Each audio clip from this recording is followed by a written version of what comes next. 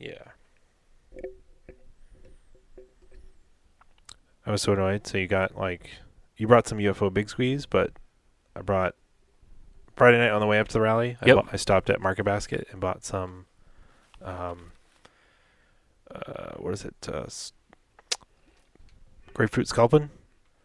The one from. I can't remember it right now. It's their San Diego some brewery. It doesn't matter because we got there and I had it in the cooler for like a day and a half, and then I was like, oh, now's the perfect time for those because it was like nighttime. We're relaxing. I went to grab one because I've been drinking like quite a few lately. I just finished like a 6-pack the other week, Mm-hmm. and I took a swig of it and I was like, what is wrong with this? And I look at the date. It was canned on July 6th, 2018. It was totally skunked. That sucks. Super annoying. Where'd you buy that at? The Market Basket in New Hampshire. I was on the way up. Like I pulled up 95 on the first exit. Oh, at Seabrook? The old Market Basket. Yeah, that place is kind of. Ballast Point, I think, is the brewer there. Yeah, but it was convenient, and they had a gas station there. Was it convenient? It was. Was it really? It was because I got other stuff there. You got shitty beer, though. They had Tall Boys of Rec League, which was really good. If you're at exit 1 on 95 for the local knowledge breakdown here, you have to go to City Liquors. It's the one on the right-hand side. You come off the on-ramp. I didn't know it was there. Anyway, it's the one they have a ridiculous craft beer selection, and everything's nice and fresh. And they have their own beers there, too, that are delicious. Okay. Yeah.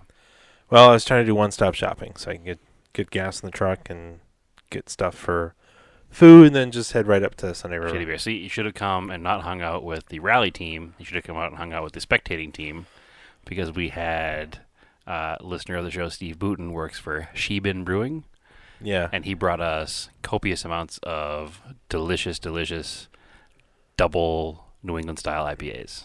Yeah, see, the problem is where you guys stay, though, it's so far out of the way that I can't get back and forth to Sunday River effectively. Yeah, it's out of the way of Sunday River. It's out of the way of everywhere. No, it's on one of the stages. Yes, but it's out of the way of everywhere. If you don't need to transit anywhere, it's fine. It's 10 miles from the road where you guys were. Oh, to get to the campsite, it was 20 miles on the road.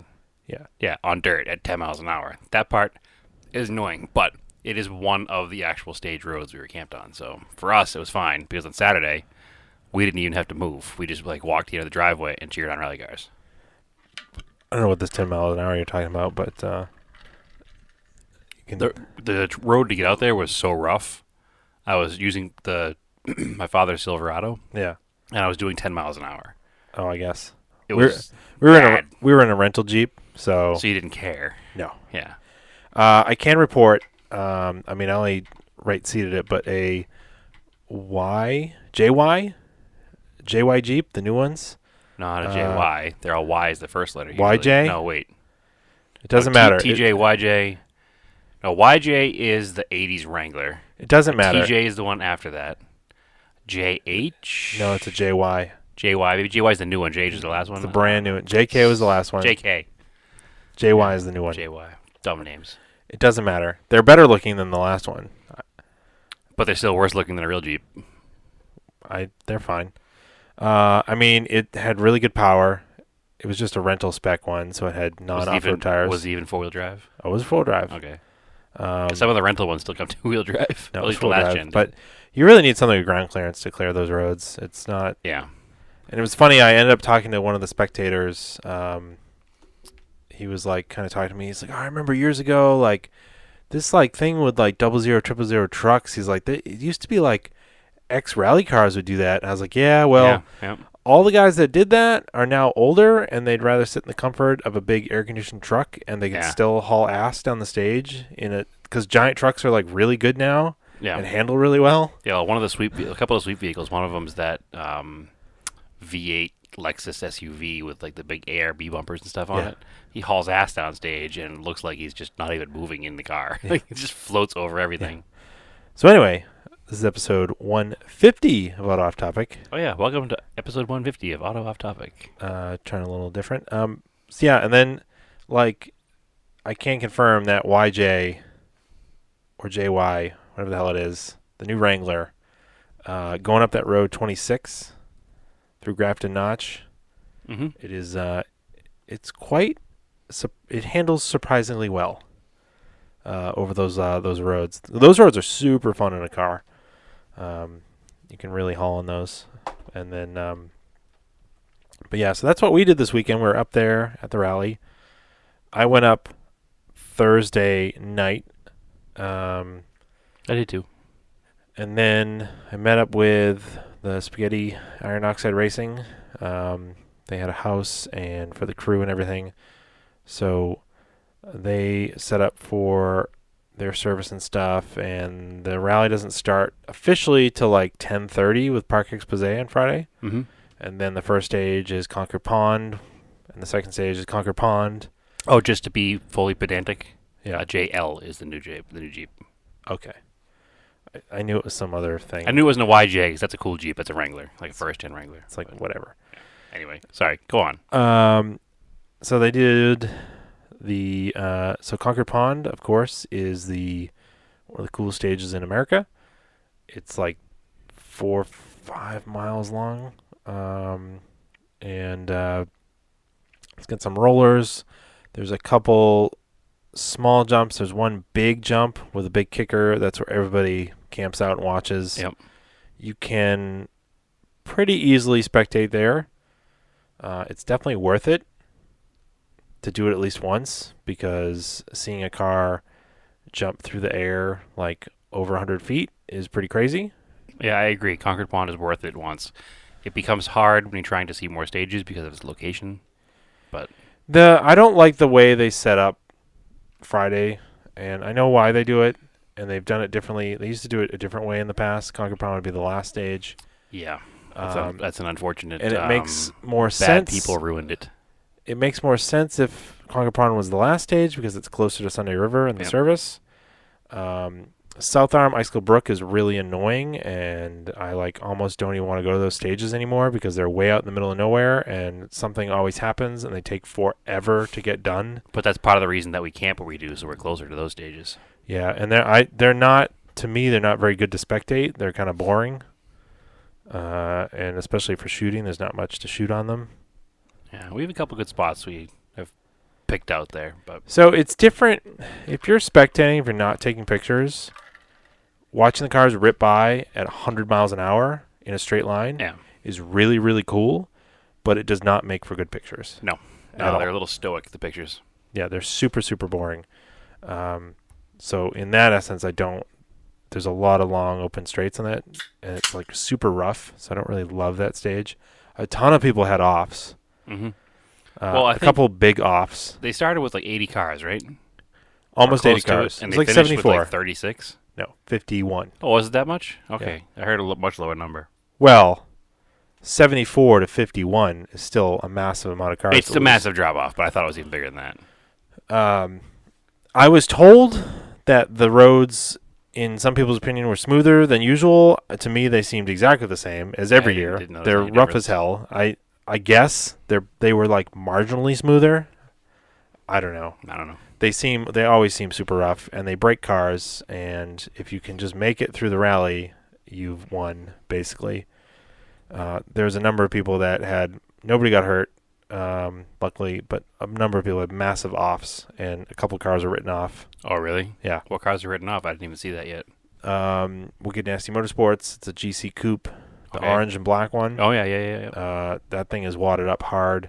The yellow CRX Uh-huh. definitely hit super hard in the driver's side corner. I mean, it's an old CRX. Like, Yeah, they'll probably just It's- reshell it. if you can even find one Yeah. that's even worth it, it's probably trash. There's a couple other cars. That silver 240 rolled. Oh, did it really? That was a really neat car. Crushed in the roof a little bit, blew out the back window. The The 240 Volvo or the 240 SX? 240 SX. Okay. Volvo finished. Yeah, one stage they were coming by, they had their the trunk popped open, but Yeah.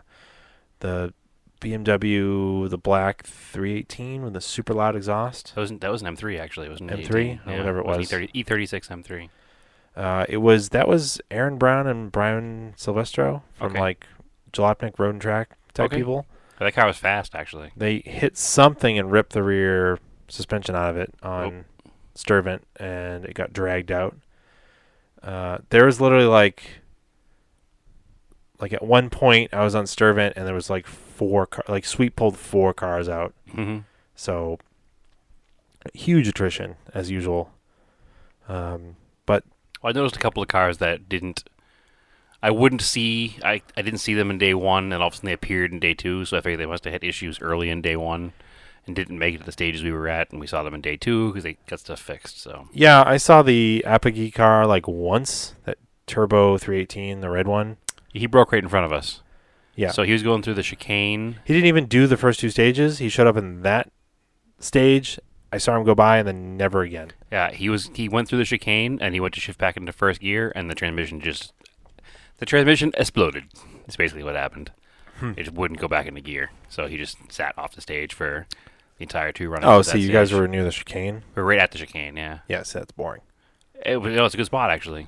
Maybe for pictures it's boring, but Yeah. they run that stage in 2 different directions, and when they do the first part of that stage, they come by you like balls out, full throttle, and then they have to get like hard on the brakes, and the cars get all squirrely going in the chicane, and it's really neat to watch. Oh, they go over the bridge over the chicane, I don't remember the bridge there. so maybe think of a different chicane. Just Whatever. all chicanes are boring to photograph. The chicane is boring, but there was enough run up to the chicane that it wasn't. The chicane was like the end of our sight line, so it was a nice fast run right past us, and then up to the chicane was the end of our sight line. So it wasn't bad at all. Basically, the corner that we just go to is the one that Ken Block rolled in because that's the only one that's kind of dynamic. Right, But even then, it's getting kind of old. long in the tooth.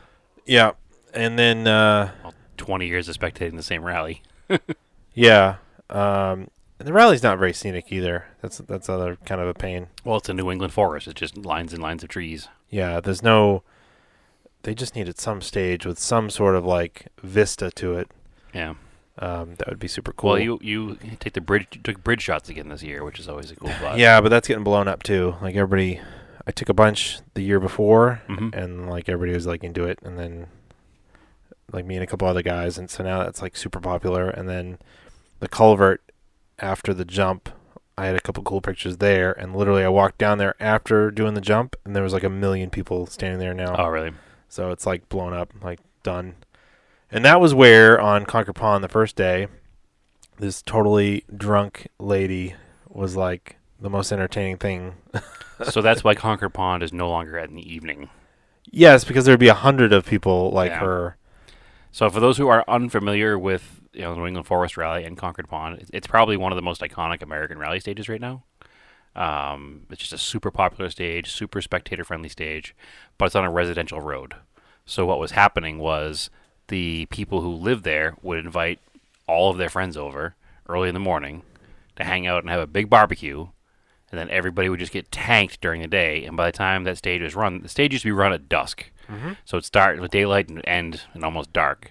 But by the time it got to that time of the day, all of these revelers that were just partying all day long were out of control, and it was hard to police them. And there were some instances of beer bottles being thrown at rally cars and big rocks being put in the stages and stuff that's just not friendly to the competitors of the cars. It's not good for the sport.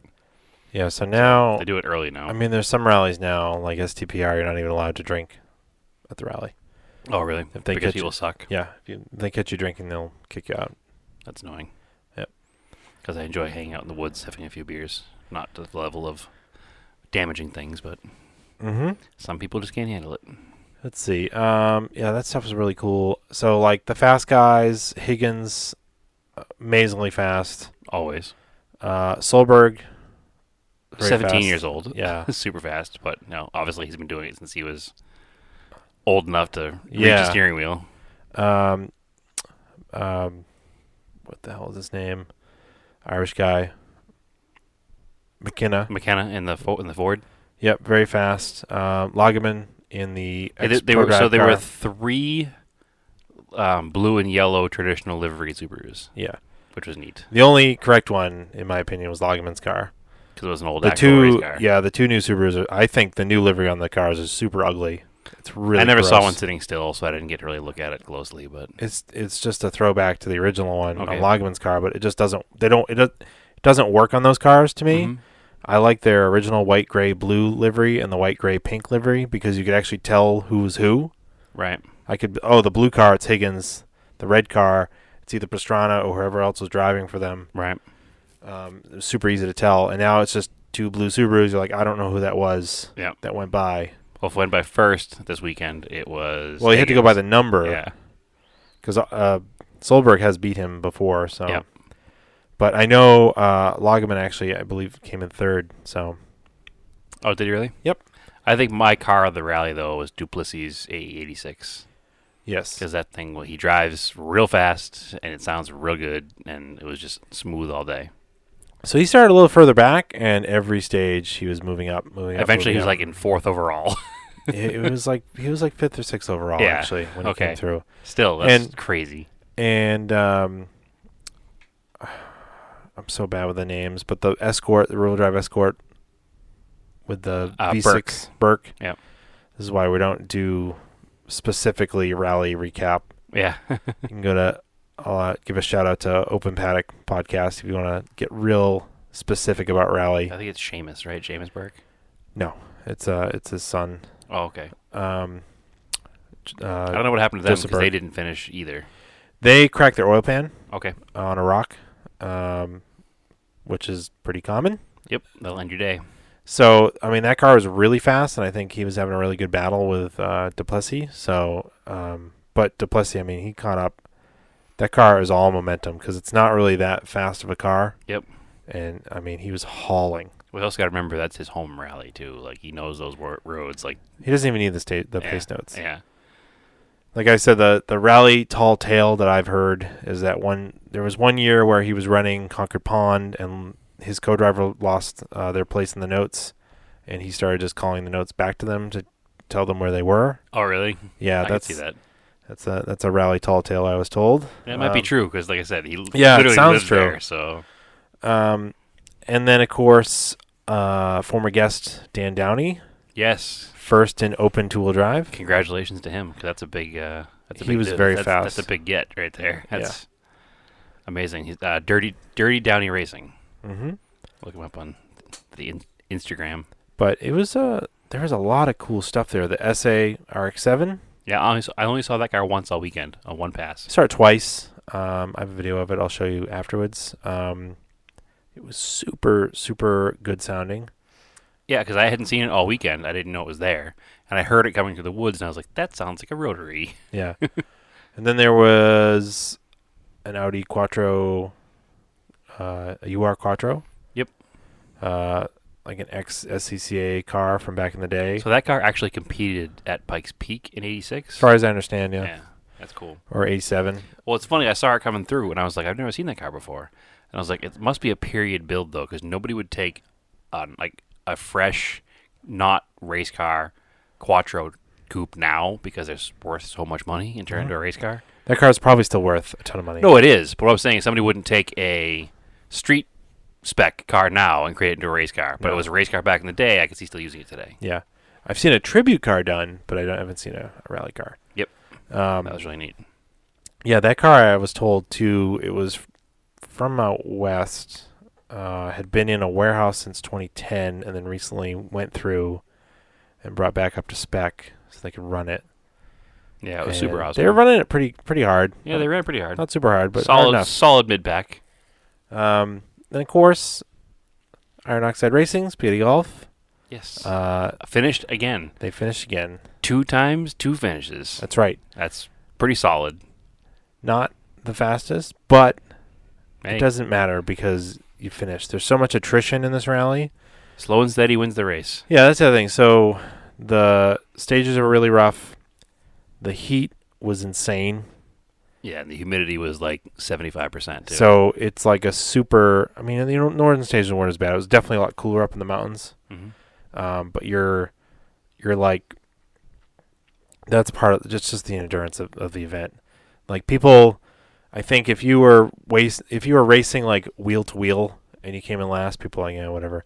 But if you finish a rally, and I think that's what a lot of people don't realize, like just to finish a rally like this is a victory in itself. exactly. Yeah. It takes a lot to finish a rally. It's like so. It's more of an endurance of man than Or like a woman. yeah, than like actually competing against other people. Mm-hmm. It's definitely metal testing. Metal, like METTLE. TTLE. Thank you for There you go. that. We're recording this episode late in the night, so Oh, you know what else? I for like 2 seconds I got to talk to Cooper Autoworks. They're listeners of ours. it's the white BMW. Yes. Yeah, I was stoked to see him out there. That car sounds really good too. It does sound really good. Apparently they had to JB weld their oil pan back together after they cracked it.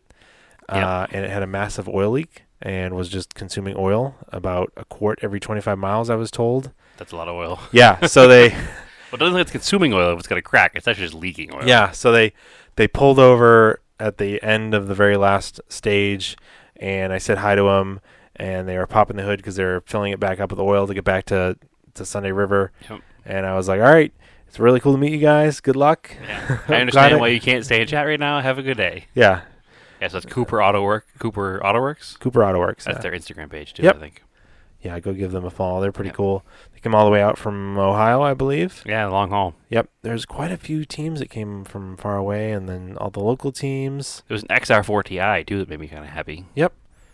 At one point during the day, he lost his hood. I don't know if he's having overheating issues or not, but Uh, that was a neat car. all kinds of stuff. I heard there was like a couple motor swaps in service. Overnight. No, like Midday. Yep. Midday motor swaps. yep, Subarus probably. yeah, Yeah. yeah, they're easy, ish. There wasn't anything really weird with like the top tier guys. No, it was a pretty steady event. Yeah, they Normal were all real clean. machines. Yeah, it was just like people, just the regular folk out there that had some offs. So, and I mean, it doesn't really like, you need to drive quickly, but you also need to finish. So, it is what it is. You got to find that happy medium. Yeah. Instead of riding the ragged edge, you need to like get to the edge and be like, all right, I can dial it back a couple of tenths here. Yeah. But it was a super cool rally as usual. Trying to think of anything else. Anything else that really stood out? No, I saw a lot of moose. Really? Yeah. Really? I haven't seen. It's been 2 or 3 years since I've seen any moose up there. Oh, really? No, I saw 5 or 6 over Wow. the weekend. Yeah, 'cause I came in pretty late Thursday night because I didn't realize how far away our camping spot really was from here. I told you how far away it was. Yeah, well, I apparently wasn't paying attention. It's easily 4 hours. It's just shy of 5. Yeah. But I left the house and I was like, oh, whatever. It's like a 3-hour drive. Nope. Yeah, it was not. No, it's 3 hours to Sunday River and then an hour and a half to the northern stages. And then another hour and a half into stage. Yes, into our because it camp spot. takes a long time. And then a problem was, so I put my GPS to the waypoint. Yeah, and then it shuts off because there's no service up there. Well, I downloaded the map so I'd have service, Yeah. so it'd be fine. So I came off of the road onto the dirt roads, and I'm just following along, and all of a sudden I came up on a gate. A closed, locked gate. Yeah. Apparently, GPS looks at the roads and is like, oh, this road connects to where you're going, but it doesn't look at, oh, it's a private road and it might be closed. So I was easily an hour and a half out of my way and had to turn around and go back around. So here's So my initial arrival time would have been 10:30, but I didn't get there until probably quarter of see. 12. So here's a tip next time: throw your GPS away up there because it doesn't work. It did work. Other than that one, GPS doesn't work up there. I'm telling you right now. You have to use maps. well, I made it there with GPS. So. That campsite where we used to always camp, Mm-hmm. you take the road that the main campsite is on, Blackbrook Cove. Okay. You follow that road all the way in, and it's off of that. See, we were on the opposite side of 16. No. I'll show you later. 'Cause I drove by the campsite and I took a right to get into camp. No, you didn't. 100% I did. I just did it yesterday. I'll show you. It depends on what direction you came from. Did you come from the Maine side or New Hampshire side? I came from Route 4, so New Hampshire. Route 4? Yeah. No, there's no Route 4 up there. 100% there is. No. Okay. Definitely not. This is a bad argument because I just did these roads like literally yesterday. Yeah, and I know these roads really, really well. The Route 4 to 16. Route 4 goes through New Hampshire. It goes through, I can't think of the name of any of the towns off the top of my head right now, but it goes through New Hampshire and it meets up with 16, Okay. and then you're on 16. So if you took a And then right, I was on 17 for a while. if you're on 17, Yeah. then you're on the main side. Okay. And if you come down 16 from 17, then yes, Mhm. you would take a right and head north. Okay. If you took a right heading you're heading south and you take a right and head north. If you're heading north and you take a right, then you're going to end up heading south towards like Fish Pond Road. No, because I was headed towards Mott Cutoff, and that's where it was gated, and I had to drive down 16 to Parmacini. This is super local knowledge right here, so Yeah. we'll move on from this. We'll argue off air later. Anywhere else? What do you got? Anything else? Anything else about the rally? Yeah. I don't think so. I echo all your same sentiments. It was a good time, fun cars to watch, good times. You made it to Mistlewood too? Yeah, so I left camp this morning, like a little after 4 a.m., Mhm. just so I can get back down in this area to go do a few more things here. So obviously today was Southern New Hampshire Cars and Coffee. So I stopped in there on the way through, met up with some of the regulars that are there. Our buddy Jordan with his Datsun pickup was there with his new NOS from the box Datsun fender mirrors from the 70s. Mhm. That was really neat. There was a red Diablo there, which is really cool. And a lot of the same typical cast of characters that goes there. So it was good to see everybody while I'm back in town for a little bit. The next Southern New Hampshire Cars and Coffee is the 18th, we decided. It's the 18th of August. I know I Which is- asked you to look it Yeah, up. it's the 18th of August, which Okay. is next month, obviously. So I'll actually be back in town again that weekend for something else, but I'll be around on Sunday to go to that show too. So I'll be there. All right, cool. And then so Mistlewood was today. That was the main reason I rushed back down here. Yeah, so what was super cool there? The Mistlewood Concours d'Elegance. It was the 10th anniversary of the event. Mm-hmm. They didn't have a featured mark. They had a featured restoration shop. Oh. So they had Paul Russell bring down a bunch of cars because Big- he's a local big-time restoration shop. Mm-hmm. So he brought down I believe there are multiple Pebble Beach winning. 100% they are, yeah. Which actually there was talk of them not being able to come down because Pebble Beach is literally next month. Yeah. So it's awesome that they were able to like squeeze some time to stop getting the Pebble Beach car ready to come out and show at this show at our show, my dad's show, I guess you can call it whatever, but the Beverly show. So they had a Ferrari 250 California Mm-hmm. in a gunmetal gray, Mm-hmm. which was stunning. That's the Ferris Bueller car. Mm-hmm. They had a 300 SL Roadster, which was beautiful. A Porsche 550 Spider twin cam, Mhm. which is like a holy grail of Porsche. There was another 250 short wheelbase coupe. I'm not sure what exact. I don't want to get it wrong. It's kind of looks like a 250 GTO, but isn't a GTO. It's like another 250. The 250 chassis with a short wheelbase fastback coupe, Yeah, and a convertible would have been a Californian. which was also there. They also Would have brought- been, maybe they called this a Daytona because it was a coupe. No, it wasn't the Daytona. It was before predates the Daytona. Hmm. But the piece that they brought that was like the most spectacular thing I've possibly ever seen Mm-hmm. was the Mercedes 540K. What is a 540K? That is the big, huge pontoon fendered, like mid-30s Mercedes. Hmm. That's like the big exclusive, like the car that if you were a government official under an unfortunate leader, you would be, one of the few people who could buy it. Oh. Yeah, the car is absolutely amazing. I've never seen Oh, one. here's a headline from just the Google search. Behind the wheel of a $15 million 1935 Mercedes-Benz 540 from Haggerty. Yeah, there you go. Whoa. So that could be the car. That might even be the car. Let me click on the picture here and see which one it is. Was it a convertible or? Oh, yeah, it's a convertible. It was that car. Wow. It's pretty ridiculous. $15 million. What? Yeah, that's the car that was there. So the one on the Haggerty article is a brown one. The one that was at the show was black. But It's- still, that's crazy. Yeah. Yep, 5.8 liter. Like, it's an unreal car. Unreal car. Crazy. Yeah, $15 million. Imagine $15 million.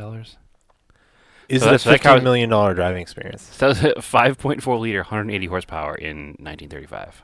That's pretty fast. Yeah, it's a 110 mile an hour car in the 30s. Crazy. Like that's.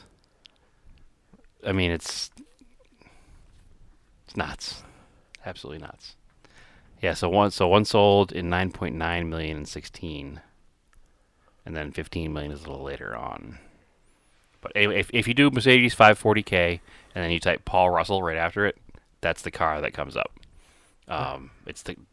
It's just I have never seen one. Did you take And pictures of it?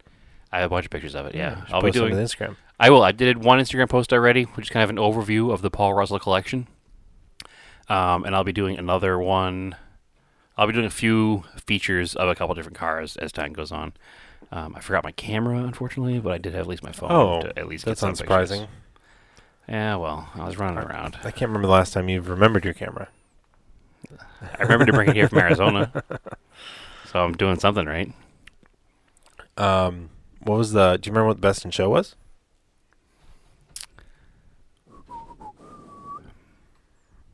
Yes. No. No. No. Okay. What was there for Le Mans cars?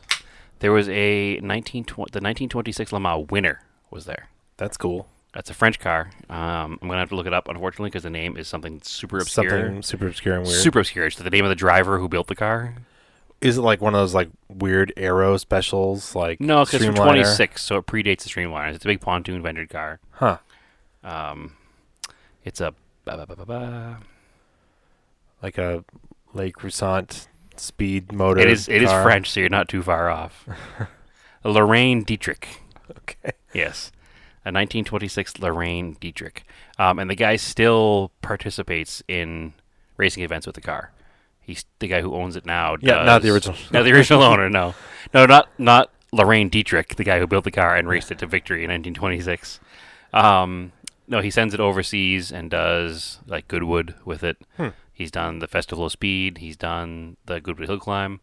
He's done the Revival. He's done, laps around the Le Mans circuit for the Le Mans Classic. Circuit La Sarthe. Circuit La Sarthe, probably. Yeah, he's definitely done stuff in California out at Laguna Seca for the historics. And the car is absolutely beautiful. It's a big French blue race car. So it's a 1926 Lorraine Dietrich. That's cool. It won, and the car that was there actually won the event That's cool. in 1926. So was there anything else that was like kind of weird, obscure? Yeah, and I had all this stuff written down and didn't bring the paperwork with me, of course. I'm going to have to do a follow-up episode where I can talk about it or just put things on our Instagram page. There was a couple of rebodied Alphas. One was a 1955 Bonet. It has almost like a 63 Corvette split window look. It's a super typical of mid-50s like aerospace design. The whole thing comes down to a point in the back, and it has like super round taillights that look like the jet thrusters. Oh yeah. It's absolutely stunningly beautiful. Even though it was in two-tone like geriatric cream and black, that's the color they painted it for some reason in '55. It still was a jaw-dropping, spectacular car. The Delahaye was there. That was a former Best of Show winner, I think. There was a 1926 Aaron's Fox pumper truck, Yeah. like fire truck. It blows away any other vehicle from that era because everything on the truck is brass. Weird. And it's all highly polished. The huge pumper assembly on the front is absolutely amazing looking. I don't know anything about them because they're way outside of my realm of knowledge. Yeah. But it's super cool, and I want to drive one around.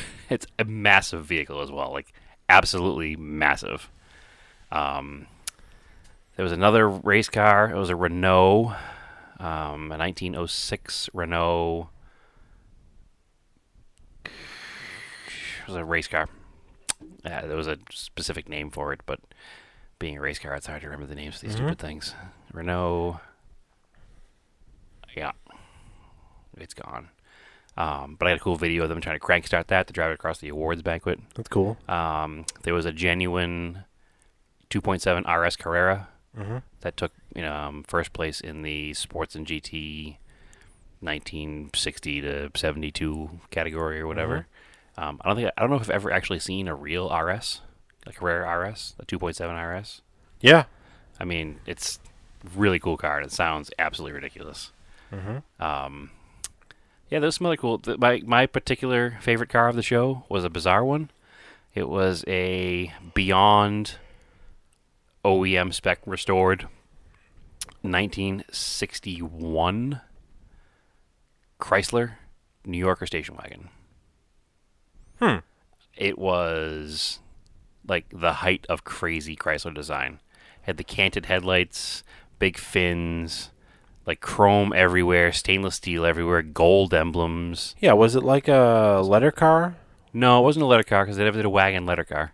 But it was. But it was based in the same chassis. Yeah. Was the styling reminiscent though? Very reminiscent of it. So it's like the sideways canted headlights. Yeah. The typical, all the Virgil Exner design cues of the time. But it also had like every period accessory that was available with the car that was like documented came with this car, including a record player. It goes in between the front, like it goes on like the transmission hump in the front seats. Weird. Yeah, that's really cool.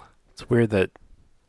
Well, I guess you said it was fully restored, so it wasn't like somebody kept the car. It was but over the top restored. It Yeah. was like the underside of the car was better than any Chrysler employee put it together in 1961. Weird. Yeah, it's a massive car. It was like 42 feet long. But I took a ton of pictures of it, and I'll be doing a post specifically about that car, just because it was so bizarre and so wild that I just couldn't ignore it. Tons of motorcycles, Yep. from Royal Enfields to Flying Merkles and everything in between. They put way more bikes in this year than normal. So I think there were 30-something motorcycles in the show. I mean, you might as well if they're small and don't take up a lot of space. Yeah. So they were able to put them, the patio that's behind the big house that overlooks the water? Mm-hmm. They were able to fill that with motorcycles, Oh, cool. which was really neat. Usually it's kind of a wasted space. So that was cool. Mm-hmm. But yeah, it was best of show. I do remember. It was an absolutely spectacular 1936 Accord. Oh, okay. Now, Accord doesn't usually... An Accord, a 1936 Honda Accord. Yes. No, an American manufacturer Accord. Accord doesn't usually... You can't really say Accord, man. That's annoying. A car called the Cord doesn't necessarily come to mind if you think of a concourse winner. No. But this car was just so over-the-top restored and so well presented Yeah. that it took the cake of the show. The problem with Accord is that it now looks like a cheesy kid car. Because they made so many fake ones. Yes. It's the same issue with having a real Cobra. Yeah. The first question anybody's going to ask you, is that thing real? Yeah. And that would be super annoying. Yeah. So yeah, I agree with that completely. Yeah. The muscle car count was a little low this year. There were a few decent ones.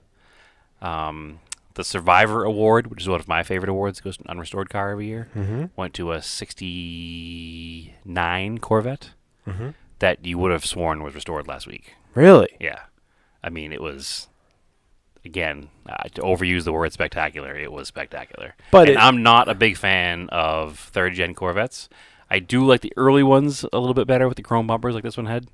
But this car, just being an all-original car, unrestored, original paint, original chrome, original interior, was just So then nuts. it looked correct, because whenever you see a restored Corvette, they're always super glass. Overdone. They're glass Yeah. smooth. Yeah.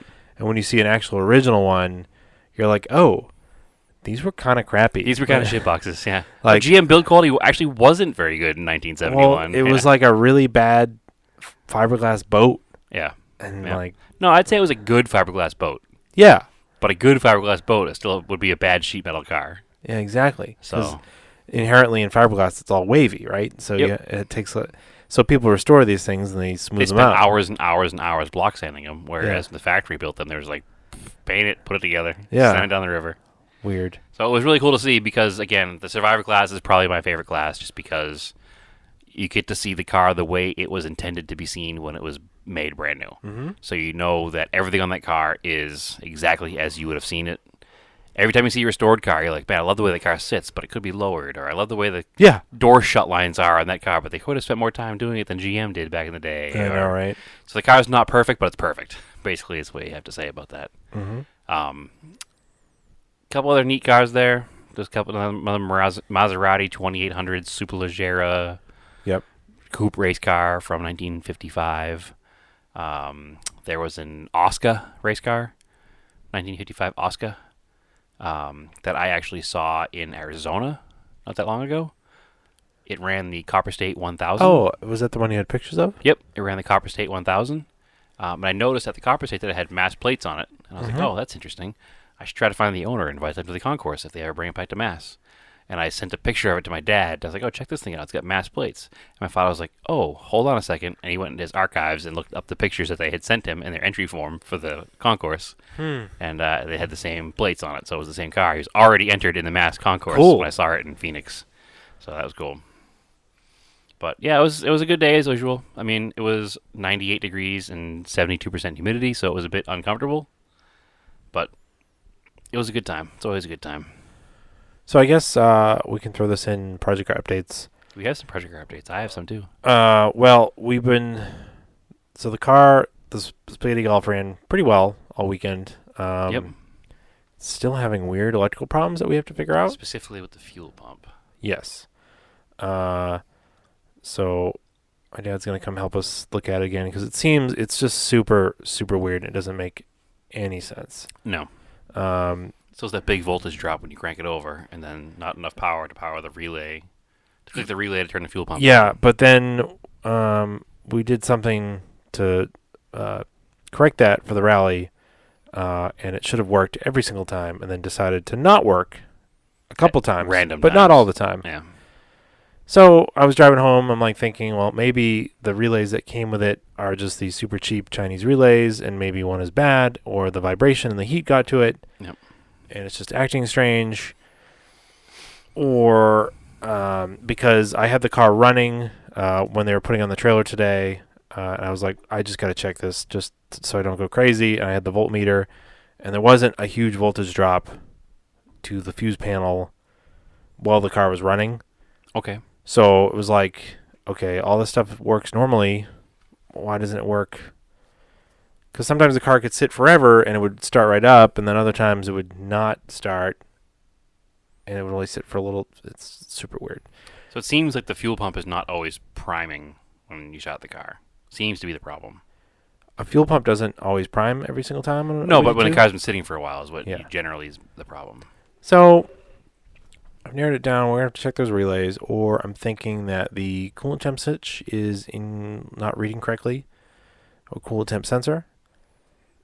It reads correct like low temp, but it's possible that the high temp part of it is not working right. Because it also says the car is running super, super hot, and we need to get an IR thermometer and check it. Because the 'Cause it fans doesn't aren't actually seem to be. the fans aren't coming on either, but the scan gauge is reporting like 210 degrees. But the car doesn't seem hot or smell hot or act hot. And then you can turn on the fan, and it'll definitely cool down. It lugs the engine a little bit because it is the high-speed fan, so it takes some power. But then the engine recovers. And that's the other thing, too. In the scan gauge, they thought the car was undercharging because we figured out that it's reporting like a volt under what it normally is. Okay. And like we had the car running, and the scan gauge would say like 12.5, and then like at the battery at the terminals it's got like 13.8. You're like, okay, it's charging. I don't know why the scan gauge is underreporting. So they thought it was like running low. They were going to change the alternator. I was like, no, I guess we don't have to. And then so yeah, just those weird electrical gremlins, but they only had to jump the fuel pump like twice on stage. That's not too bad then. Yeah, otherwise it's just being weird, and we have to figure it out.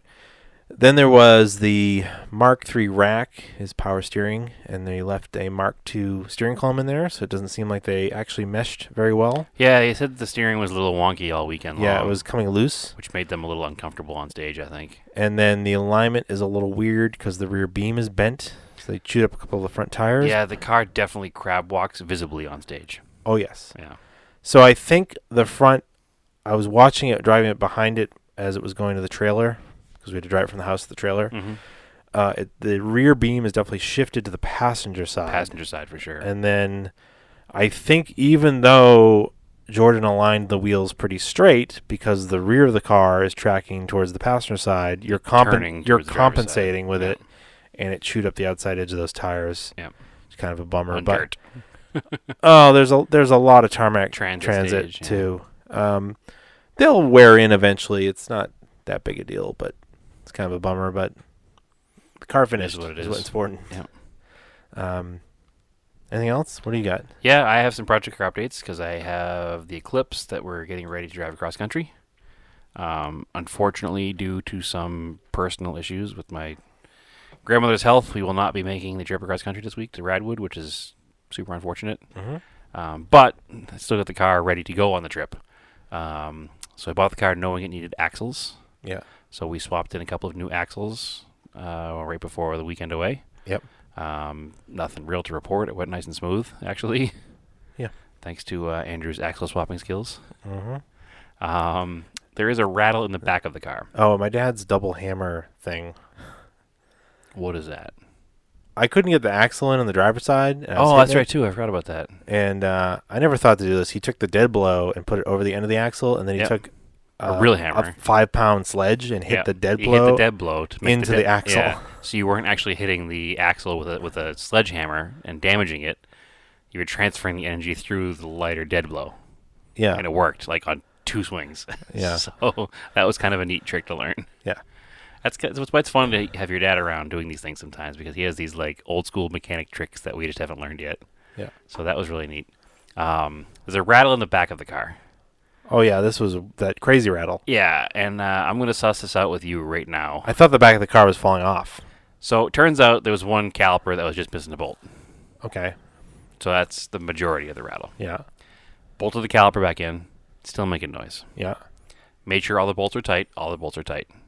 The driver's side caliper still seems too loose. Mm-hmm. Theory time. Yeah. Tell me if I'm crazy. What? If a rotor is worn too far down from spec, will it not sit properly in between the pads and be loose? It's possible.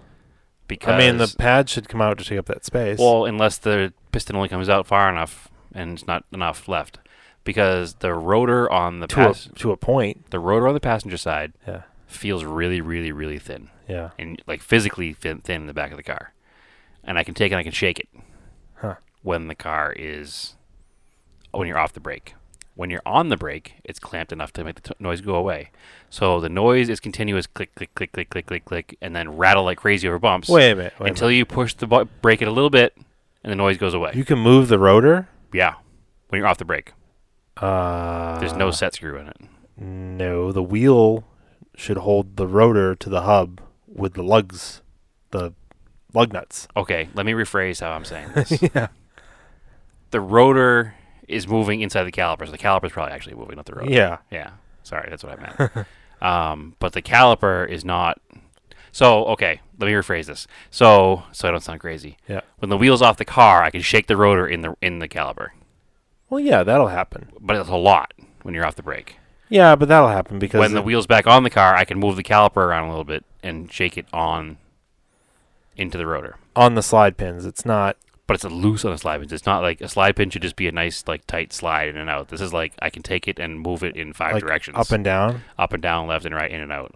Yeah, that's weird. Like, it's almost like the slide pin's undersized or something. So we swapped slide pins, Yeah, and it's doing the same thing. it's weird. Just a bad caliper. I'd get a different caliper. You think so? I just try a different caliper. All right. Well, nobody stocks them locally, unfortunately. No, they don't. Yeah.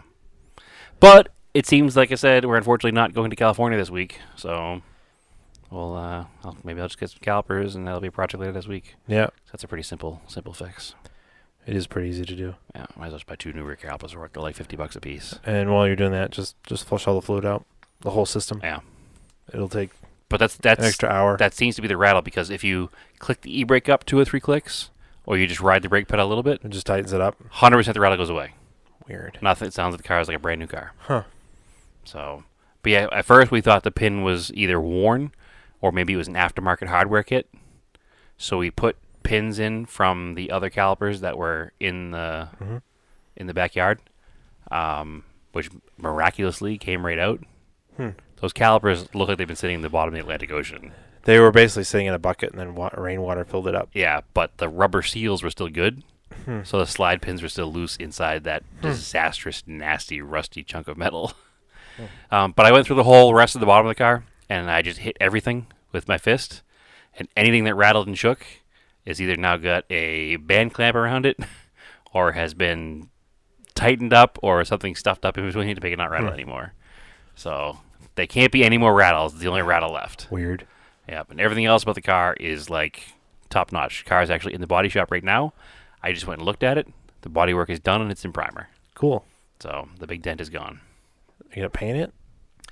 For now, I'm just going to go down to the paint supply store and get a color matched aerosol can because it's only the lower part of the rocker. Oh, okay. And I'm just going to do that for now. And then eventually I'll paint the whole car because there's a couple of faded spots. Yeah, let me know when you do that because I need some. I have the final seatbelt parts for the 75 Cadillac. Yep. I tried 2 different colors to kind of get close to the actual trim color. They're not close enough for my taste. So this particular place, it's like $30 for an aerosol can, but it's perfectly color matched. Well, I can get the SEM paint that's for interior. Mhm. I think the Napa Red. I just want to see a can in person. I think it's close to it. Well, they won't have Napa Red at this place because it's not a Napa, but No, you're it's saying. it's called Napa Red. Like the Oh, Napa, it's not like Napa the Napa store? It's Like- like Napa Valley? Yeah. Okay. It's SEM paint. The SEM interior paint. Okay, yep. Which works awesome. Yeah, it's a really good product. I If think they you- do stock that at this body supply If you store. use the so. the prep stuff for it on the plastic to clean it, and then the Mhm. adhesion promoter that you spray on, oh my god, it works so good. Like it covered tan and black plastic The same. the same, Yep. and I changed them, color changed them to like maroon red. Yep. Without them like bleeding through and being weird. So it probably should be Tuesday we'll be doing that because the car is in the shop still. Yep. And we decided just tonight when I was over there looking at it, talking to the guy who's helped me do it, that we're going to do a couple more little minor things in the area before we're done with it. So. Cool. Yeah. And then my mom's Beetle showed up, and it's super nice. Oh, yeah. That's right, too. The Yellow Beetle's here. Yeah, she's really happy with it. So Yeah, she seemed pretty stoked on it. I gotta get it cleaned for her. Yeah. And I'll probably take some pictures of it. And she asked me for an Auto Off Topic sticker for it. Excellent, excellent. So- To get it on the traditional ones because it's the yellow car. Yeah. Yeah, it's funny. Actually, I have to give her $100 back because the shipping quote came. They give you like a worst case quote, and it came to like $100 Yeah. less. So. Yeah. Yeah. I'm stoked on it. I'm glad it came. I'm glad they're happy with it. Mm-hmm. I'm glad you're happy with it. Yeah, it's pretty It cool. was a little bit nerve wracking buying a car for you guys, and then like I'm worried the car's going to get here, and they're going to complain about it, and it's going to be an issue. No, it's nice. Not that they're going to complain about it, but that it's not going to be that my description wasn't good enough. Is No. basically what my brain was thinking. Had a couple little like because Arizona doesn't rain, so Right. like the passenger side wiper was like drooped down over the trim. Right. And it's dust and everything. Yeah, my dad was like, "Oh, I don't like that. We have to change it," and he changed it like right away. Yeah. Put the wiper blade back up. He literally just unbolted the wiper arm and moved it up a notch and bolted it down again. Yeah, just like a little annoying thing. I mean, if that's the only complaint with the car, then I guess I did okay. I think I did a pretty accurate job describing every little nick and mark on the car and the little dent in the fender, and Mm-hmm. so I wanted to make sure you guys got what you were buying. Mhm. So it's good. The shipping company was really good, Yep. and that's the third time I've used that company. Yeah. So I'll continue to use them because they have the best customer service I've come across so far. Yep. But yeah. All right, cool. Anything else? Happy days. No. No? Nothing new. Look forward to the next couple episodes. We might have some rally driver reviews of the rally. Yep. That should be fun. All right, cool. All right, as always, you can follow us on Facebook, Auto Off Topic Podcast, Mhm. Auto Off Topic on Instagram. I am Race the Anger on Instagram. Brad, where can they find you? TSI SS350. Yeah, look for rally coverage, Mistlewood coverage, all kinds of neat stuff coming Everything up. in general. So keep cars analog and aim for the roses.